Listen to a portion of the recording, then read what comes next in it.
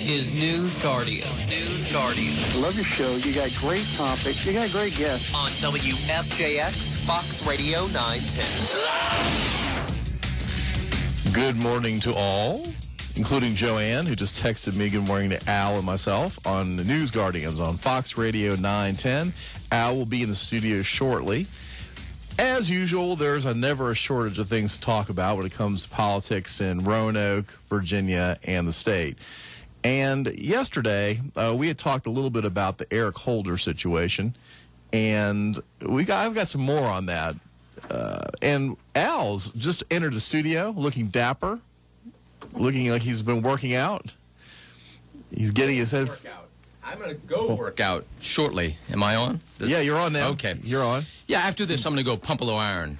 Well, that's good. Yeah, you got to stay in shape. You know, when you get past 20, I've been working out lately too. So, you know, when you get to a certain age, you do a little extra to stay in shape. When I was younger, I could just, go to McDonald's, eat a couple Big Macs, wouldn't gain any weight. Now, if I even look at a McDonald's, I gain 5 pounds. It's kind of sad. I know it. That is very true. My metabolism was very high, but now I find that if I don't, and it's more like the cardiovascular stuff I've got to do. So I know it sounds like I'm getting old, but I'll listen to something on my iPhone, something more, not music, but I like to learn while I'm doing. So I've got my little headphones, and I've got a little Constitution thing I'm going through right now. That's very impressive. I have a hard time working out unless I'm listening to something that has like from the 80s where there's lots of screaming and guitars, and that keeps me motivated to keep going. If I had to stop and think about it, I'm not sure I could do that. Yeah, I know. Well, actually, when I'm working out with weights, though, I do not like headphones in. And I see a lot of people, when I go to the gym, I go to Gold's Gym up in North County, when I got guys that are pumping big weight, and they got headphones in, and then they'll get up and they'll talk on the phone to somebody, and they do all of this together, and I'm thinking, that's a little scary to me. I think, if you're lifting weight, just concentrate on the weight, guy. Anyway, that's my thoughts. It's like I said, I've just recently started working out again, and I've lost like 10 pounds. I feel pretty good. You look excellent. Well, as excellent as I can get. So yesterday we were talking a little bit about Eric Holder and his fact that he was talking about how a lot of the criticism of him and the president were racially motivated. So I did find the hypocrisy that comes out of Washington is amazing, and I've got the theme yet today is about hypocrisy. There's a lot of hypocrisy out there, and from both parties, unfortunately. Right. But we were talking a little bit about Eric Holder and his situation. Also wanted to talk a little bit about fiscal responsibility and the Pentagon. I think it's kind of interesting because there's a lot of talk from the Republicans about how all these different agencies are wasting money, but the biggest waster of money is the Pentagon, and how no one seems to be wanting to audit. It's not that they hide behind, a lot of Republicans will hide behind, well, I'm for, strong national defense. Well, so am I, but right. I don't want the Pentagon wasting all my money. Correct. Either. Let me go back to that issue with Holder, though, if I could. And I know maybe this is going to draw criticism, but to the whole black community, I say, guys, move on. Get over this whole thing. It is hurting the whole black community when you do this. And the reality is, if you look at America, we elected a black president twice. Folks, there is no racism in America. What there is in America, because if you also look at Clarence Thomas, is there racism against Clarence Thomas? As far as I know, conservatives love Clarence Thomas, and it's not skin color issue, it's ideology. There is discrimination in America, and I would agree with that, but it's about ideology. It has nothing to do with skin color, because the fact is we have an American president who has black skin. There's only 13% of the population that has black skin. So the reality is, if everybody was just voting based on color, he would not be the president of the United States. Obviously, he garnered people that looked beyond the color and wanted his ideology. And so white people that have an ideology similar to someone with black skin, they voted for Mr. Obama. So I think, you can keep using that, and I think it's an effective tool on the liberal side. It's very effective because people just freak out. They don't want to be called racist. Well, I have no problem saying these things because I'm not racist. I do discriminate on ideology, though, and I do surround myself with people that have a similar ideology to me, and they could be black, white, Chinese. It doesn't matter, but it's the ideology that's key. Well, within the things, if you're talking about government issues, the Declaration of Independence said all men are created equal. And, if you go back to that premise, then the rest of it's just pretty simple. Now, getting back to Mr. Holder being a hypocrite, you probably remember back in 2008 when the Black Panther Party was standing outside of dressed in military fatigues, wielding a club, and threatening voters at a Philadelphia polling place. They were talking about, they were using a white racist term to talk about voters and wouldn't allow them to vote. And there was video of this. Correct. And the Justice Department under Holder decided not to do that. So, and this is a quote from Eric Holder when he talked about it. And just listen to carefully the language here. When you compare what people endured in the South in the 60s to try to get the right to vote for African Americans, to compare people subjected to that, which was what happened in Philadelphia, describe it in those terms, I think there's a great disservice to people who put their lives on the line for my people. Yeah. For my people. The Attorney General of the United States, talking about my people. Now, having said that, he is, while the fact that a person in military fatigues and a baseball bat spouting racial epithets outside of a polling place does not raise to the level of things that they want them involved in. The fact that there was a parade in Nebraska, and in part of that parade there was a float, and it had a picture of an outhouse, and it said Obama's White House. Now they're going to investigate that.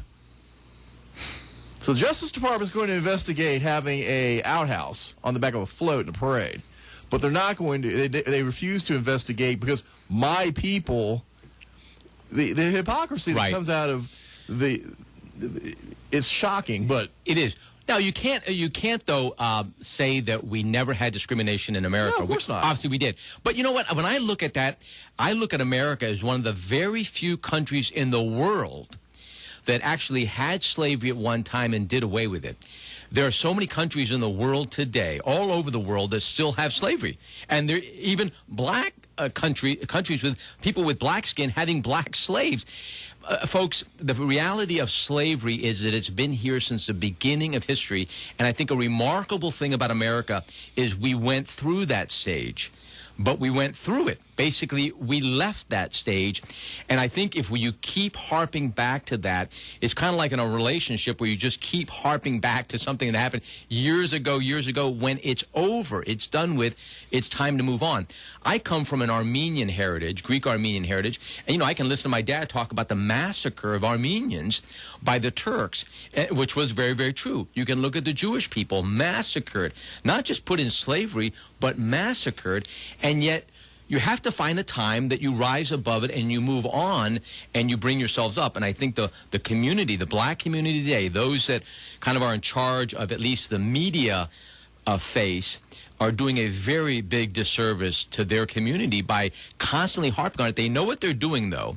It's keeping them in power and always having a reason to lash out at something or to get money for themselves or whatever. And I think that's the whole problem. Well, and the other thing is when you play the race card constantly, as Holder and Obama and most people in the Democrat Party tend to do, there's a risk involved in that of backlash, because what's happening now is that black residents of inner cities who are suffering, with high crime, no job opportunities, and having the first black president for the past almost 6 years, are now seeing the president inviting and giving money to the illegal immigrants that are flooding across the border, and they're getting mad. And there's a couple of stories that just to touch on briefly from the Washington Times. There was a protest in Chicago over the 4th of July weekend. That city with the best, the strongest gun control laws had 9 people killed and 60 injured in gun violence. Wow. So demonstrators blasted the Obama administration in action in Chicago while federal funds are earmarked to help the roughly 50,000 illegal immigrants who have crossed into America since October. According to one of the protesters, Obama will go down as the worst president in American history, and he's forsaken the African American community. And this is kind of funny. He says Bill Clinton was the African American president.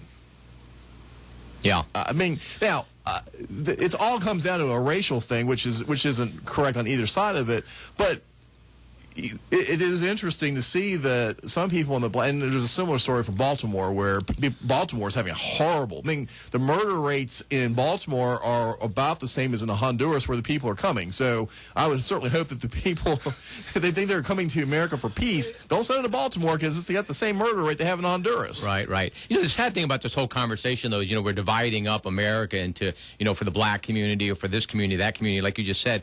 It's so sad because to me, really, government, the president, congressmen, state legislators, county supervisors, we should really have a blind eye to the poor, the rich, black, white. It really should not matter. A lot of people even ask me, hey, shouldn't we do this for the poor? No. Government has no responsibility to do anything for anybody. It really should be a very blind eye to anything but just doing what the Constitution says. And if you do it equally for everybody, the same, no preferential treatment for this group or that group, that's how you have a good government and a government that survives. That's why when you go up to Washington and you see the statue in front of the Justice Department, I think it's a sort of Supreme Court with the blindfolds. Yes. Justice is to be blind. It should be based on the facts and rule of law, and everybody should get an equal shot, regardless of your race, creed, or national origin. That's the only way it gets fair. When you start trying to play favorites, you can't, even if it's for the poor. It's kind of like a referee in a game. I always talk about this. You got one team losing by 30 points. The referee is just supposed to be the referee. The same rules, everything applies. Don't help out the team to get more. That's not your job. Your job belongs to charities and churches. That's correct. Because that's, again, to my liberal friends who want to give lots of money to the federal government to help the poor. Let's remember, again, if you can find me the scriptural passage that says where Jesus or one of the apostles said, I want you to give your money to the Romans to take care of the poor, I'll buy you lunch today. Yeah, no, you're right. And Obama and a lot of the liberal Democrats and Pelosi, I mean, these people are experts at doing that, at bringing Christians. Because the only way they're winning a lot of this is that the Christian people are somehow being numbed to this whole thing and believing that government is the vehicle to help people.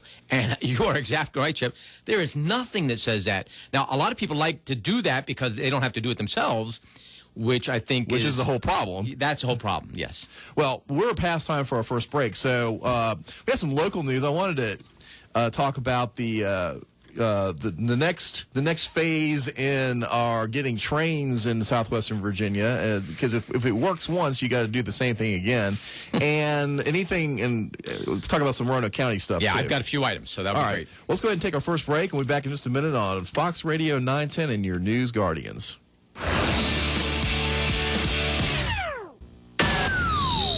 News Guardians on Fox Radio 910.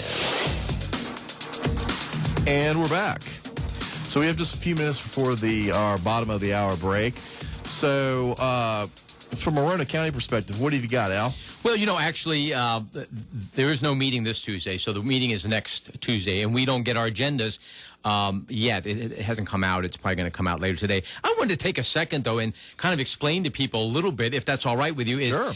How this whole government thing works. I get people asking me questions. Well, what about this? What about that? The reality is, we have 5 supervisors, and most people think probably that we all get together out of the meetings and discuss things and have, there is none of that. 5 supervisors. You're not allowed to, right? We're not allowed to. Actually, not more than 2 can get together. So I may get together with one supervisor and have a cup of coffee or something, talk about something, but not more than 2 of us are allowed together at any time other than a meeting. So you think, well, why aren't you getting all these things done ahead of time when you go to your, because we don't get together. It's really just when we have a supervisor meeting that we actually get together and discuss things. The other thing is, all of us have full-time jobs. I think Butch Church is retired, but the reality is all of us have full-time jobs. This is a part-time job. Now, a lot of times to me, it seems like it is a full-time job. There's a lot of stuff that you've got to do outside the meetings where maybe a constituent wants this or that. But just to let you know, that so nothing is done ahead of time. There's not supposed to be. Now, who knows what goes on sometimes when you think, gosh, why is this being done or this being done? The reality is that we have 5 independent people as supervisors, and then you have the county administration. And it really is the supervisors who are supposed to bring things, and the county administration is supposed to execute those items. So we say, hey, we want this done, or we want this tax rate, or we want this, and they're supposed to take that and implement it. And that is the role. And that's why I always think it's important. It's a balancing act between the county administration that has roughly 900 employees and the 5 supervisors that basically represent all of Roanoke County. So it's, I always tell people, please email me or call me if you want me to bring something up. If you have an idea and you think, wow, this would be good, or why are you guys doing this? Tell me. Text me. You can even text me during meetings if you want. Let me get 309-8808. Okay, 309-8808. That's a cell phone number. At any time you want to text me a question or whatever, or even when I'm in a meeting. When I'm at the supervisors, it's live. You can go to the Roanoke County website, and you can actually watch the meetings live as they go on. And if you say, hey, you know what? Why aren't you guys saying this? Text me a question, and I'll answer it. I'll ask it right there on. Yeah, it was funny because you're on your website, your personal information, your address, all that stuff's out there. Right. It was funny when I was criticizing a former board member. I won't say his name, Mike Altizer, but I was criticizing him about something he did, and he called me out personally. He pointed to me in the meeting and said, my wife's getting phone calls at 2 o'clock in the morning because of you. You're causing people to call me and come by my house and knock on my door. I'm like, really?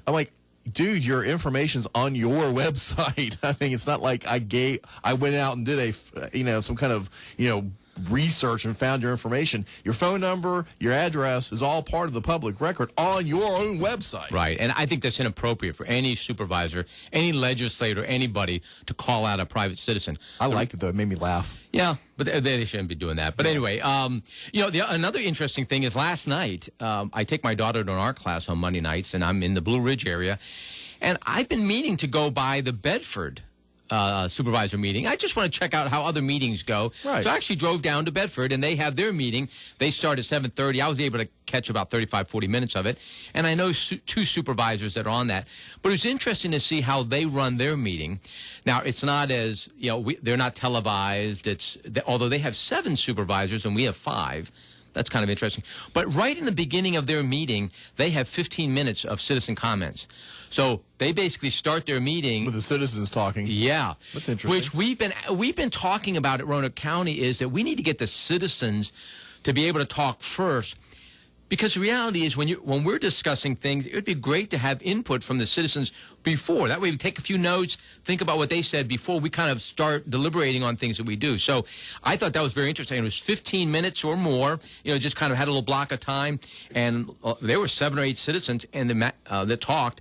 And the amazing thing to me was, as a small county as Bedford is, they probably had as many people, a little bit more, that showed up to the meeting as we have in Roanoke County.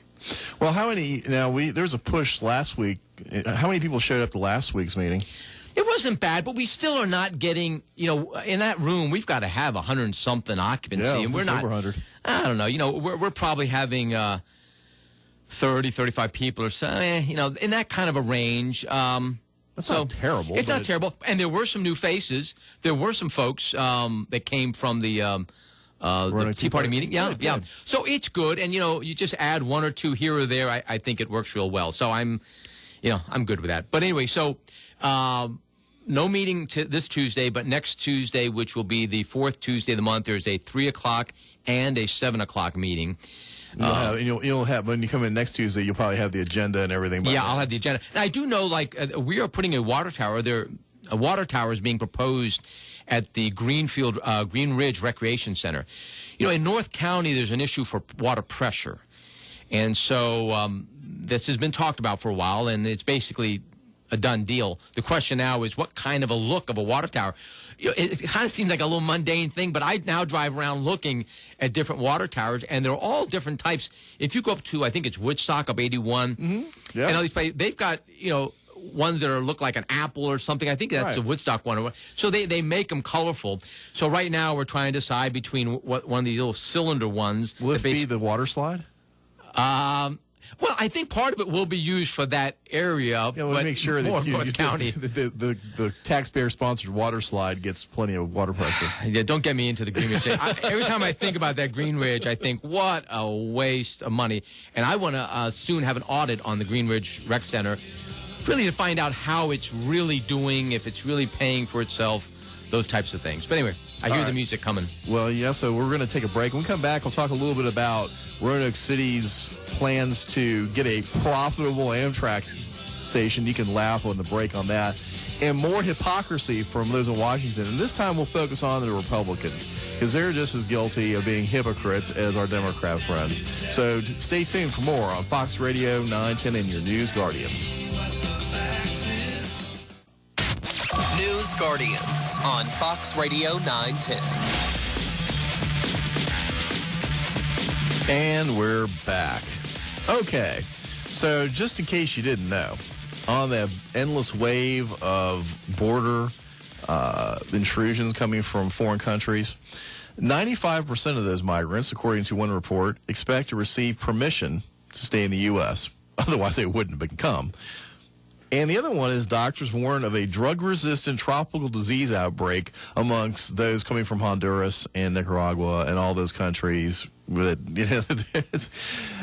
of course, the whole situation has been, as we've talked about a number of times, been manufactured in large part by the White House, if not manufactured, at least encouraged by them.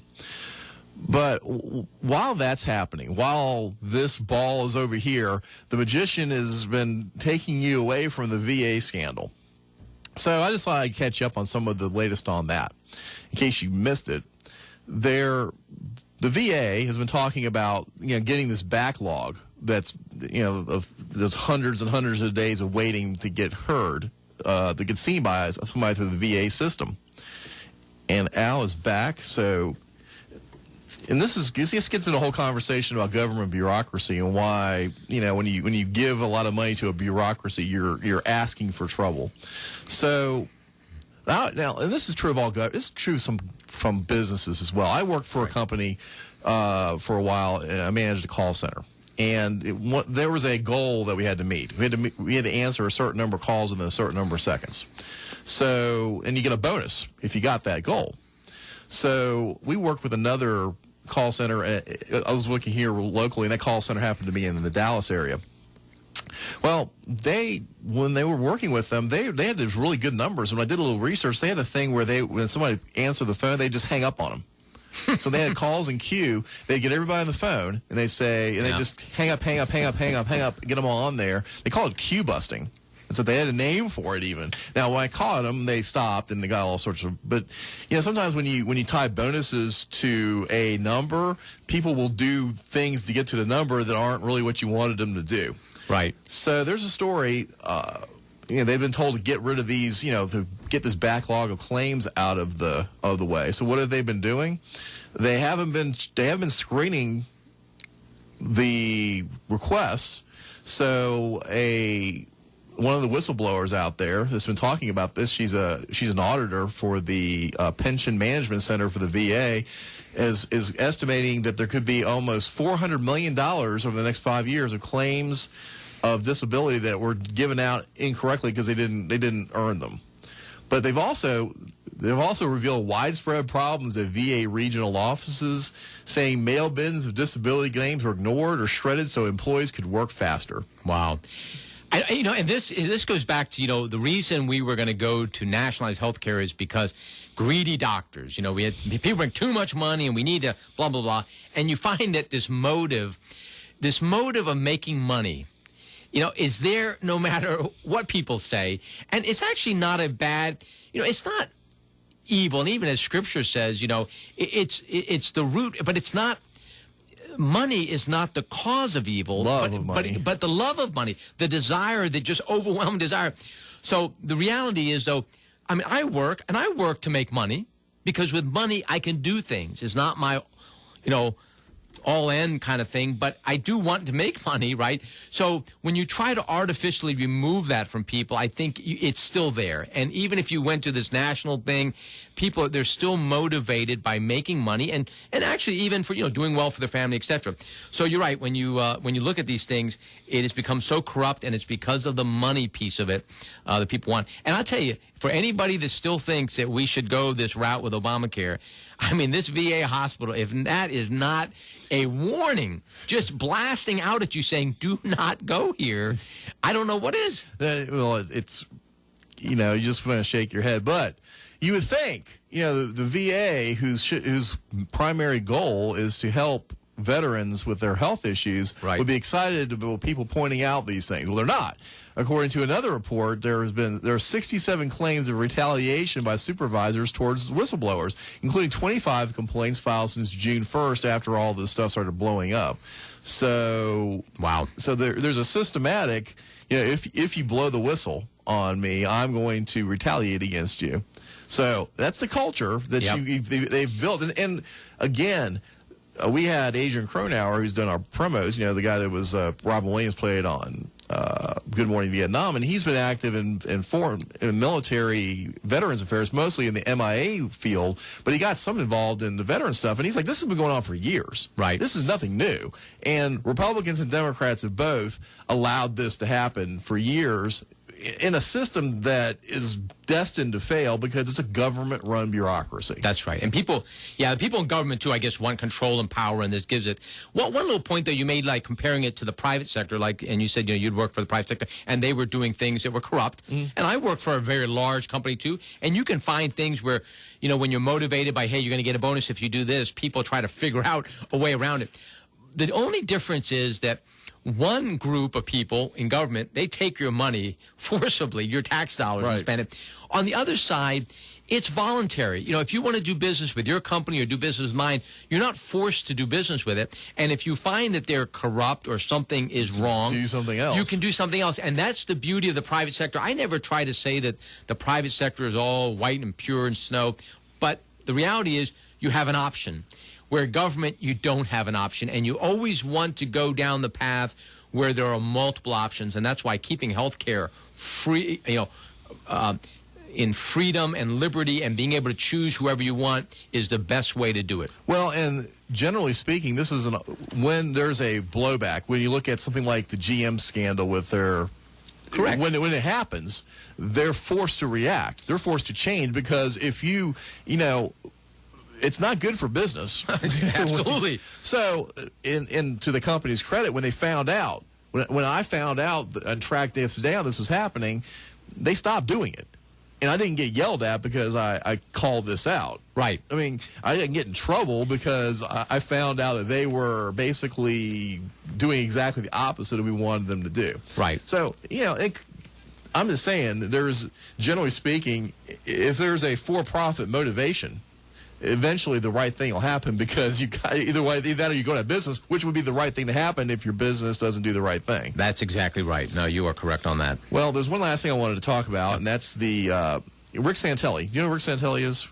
Yeah, he's the guy that actually started Tea Party. He was the guy starting to make the screaming and yelling that he's one on day. CNBC, and he had another rant a couple days ago where he's talking about the Federal Reserve's easy money policies, and if he goes out there, he's just yelling at the talking heads who were all, we need to pump more money. They're all for the right. But there's a graph that really explains this well, and when we get this posted later on newsguardians.com, you can see this. It talks about corporate profits and the S&P 500 going up and up and up, and the percentage of employed Americans dropping off the cliff and then staying very low, going up a little bit recently, but still staying very, very low. And these are his arguments. By keeping interest rates artificially low, we're almost out of time here, but the Federal Reserve encouraged reckless government borrowing. The Fed has focused all of its efforts on making the rich even richer through quantitative easing.